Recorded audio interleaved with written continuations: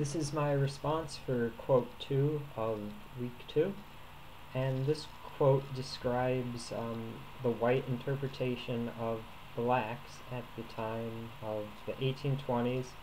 They attributed rising crime rates to blacks, and they restricted migration of blacks into certain states, and they really feared that these citizens would cause trouble when they changed states, and they really just attributed rising crime and everything bad that was happening in their communities with crime to these African Americans.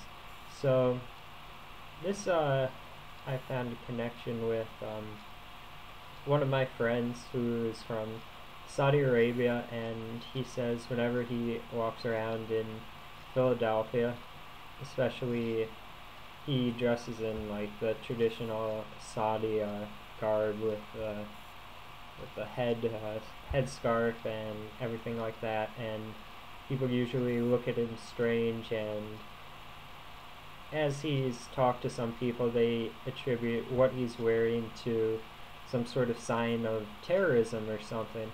I thought that was really interesting, sort of related to this, and just the misconception that someone is different than you necessarily means that they're bad. I mean, my friend, he's probably one of the most peaceful people and well-mannered people I know, and I don't believe that he'd ever do anything bad to anyone, let alone be a terrorist. And this is just a sort of bigotry that exists and still exists in some cases in this country.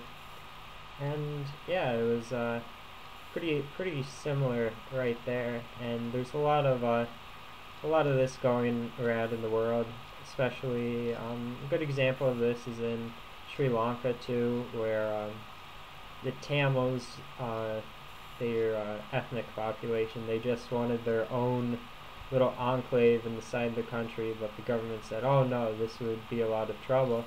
And eventually it was trouble, but this is only because the government introduced that idea that just because you're different means that you can't handle yourself correctly in a foreign situation. But with learning, everyone is capable to behave well in situations that might not necessarily be in line with their upbringing. So that was my conclusion from this quote.